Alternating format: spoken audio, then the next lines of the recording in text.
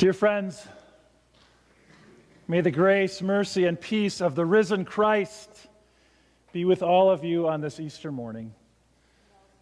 Amen. Thank you. Thank you. Amen. The resurrection of Jesus. What happened? No one was there to see it happen.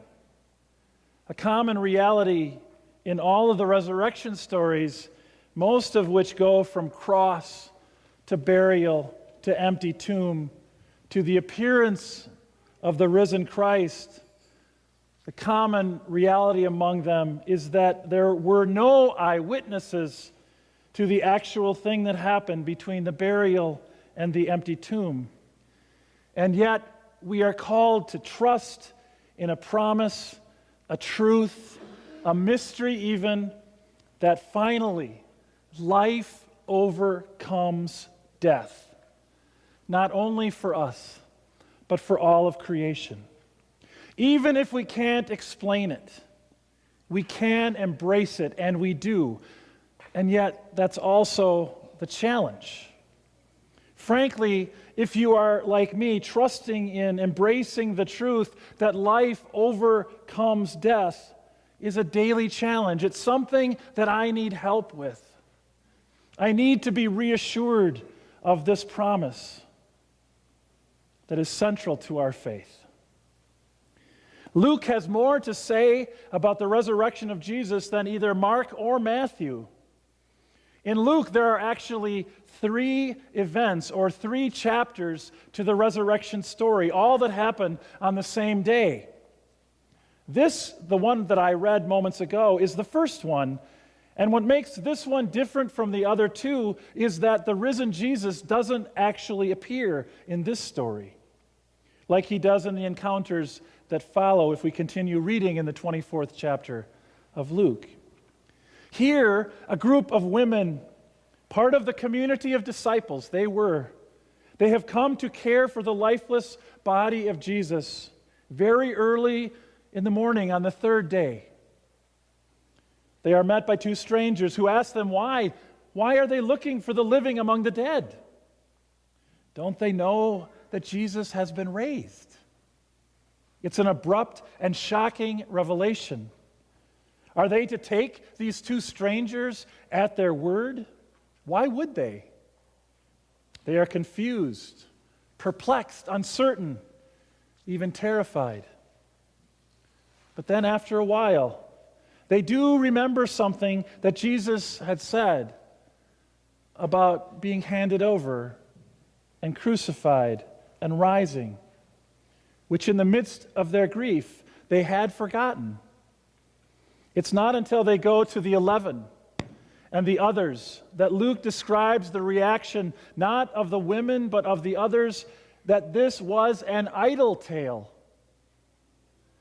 So yes, trusting in, embracing the truth that life overcomes death is a daily challenge. It feels like an idle or frivolous or foolish task sometimes, doesn't it? And yet, by the power of God's Spirit, somehow we continue to be nudged by this promise, because it's a promise that will not leave us alone. A few thoughts about this in an attempt to be more concrete. First, the promise of the resurrection and new life confronts the brokenness that we face as citizens of a divided nation. I have to admit that there are days when I feel not only discouraged, but defeated by the direction of our country. I know that the nonstop 24/7 coverage of events in the media and on social media complicates matters and raises our levels of anxiety in the midst of and even in the midst of the best of times. But the feeling of powerlessness that infects us in the face of racism and Islamophobia and the demonization of refugees, not just in the part of the masses, but among elected leaders, this reality is a reflection not of new life, but of the looming effects of death. Theologian Ted Peters refers to Jesus as the final scapegoat, after whom there should be no more scapegoats. And yet, according to Peters, scapegoating is something that nations do as they prepare to go to war. Demonizing the enemy is part of the scapegoating process.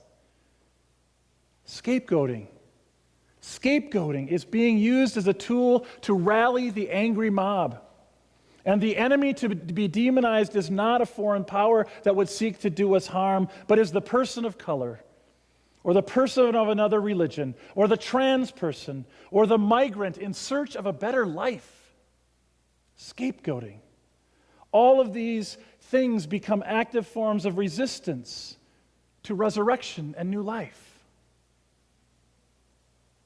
And yet we are called to keep sharing and enacting the resurrection stories, to keep reminding each other that vile authoritarianism and the mob's relentless cries of hatred and fear, and even senseless acts of terrorism, like what happened in the church massacres on Easter Sunday just hours ago in Sri Lanka.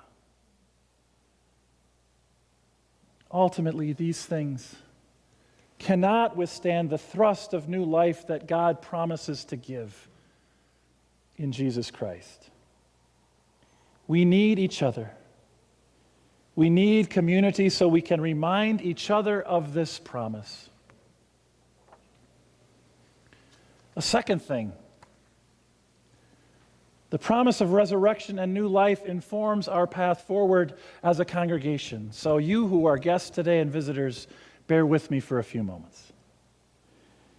The resurrection promise of new life is given to us. It's a gift that guides us as a particular community of faith.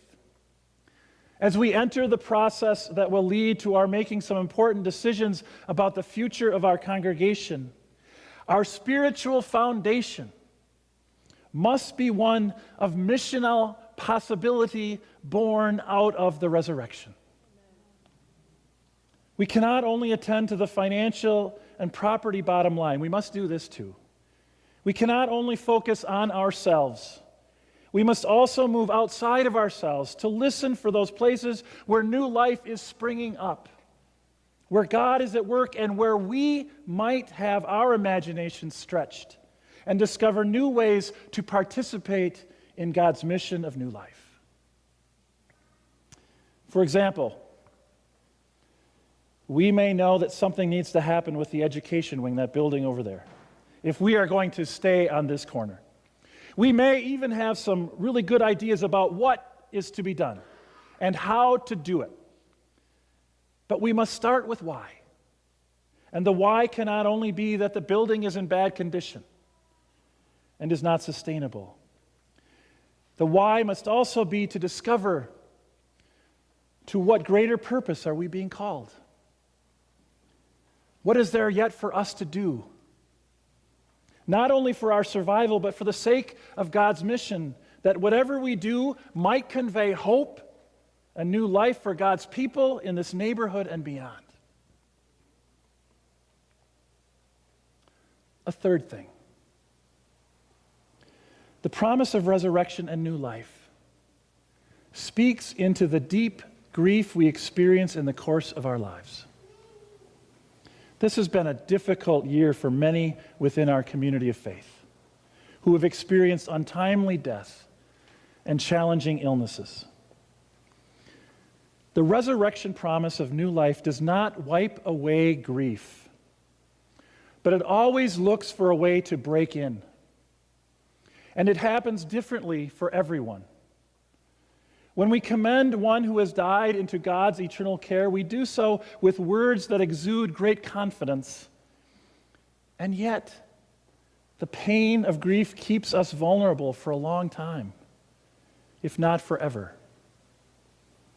We continue to proclaim the hope of new life and the promise of new life, not in such a way that attempts to silence grief, but in such a way that accompanies grief and leaves an opening for joy to return, even if momentarily.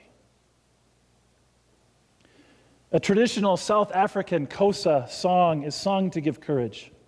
Some of you have probably heard it. Bambalela. We'll sing it sometime. Bambalela means never give up. These are words that Easter people sing and say to each other and to all in the midst of doubt and fear and danger. Bambalela, never give up. Bambalela, refugees who flee violence for a better life. Bambalela, grieving ones. Bambalela, young person searching for meaning. Bambalela, scapegoats. Bambalela, Sri Lanka. Bambalela, church. And Easter people do not just offer words, but the community also walks with and on behalf of those who struggle. Easter allows us to celebrate while all is not yet well with the world. Easter joy allows us to rest while there's still work to be done. Easter joy allows us to live fully, even knowing that death will someday come. My dear friends, may each of you experience this joy in abundance, today and always. Amen.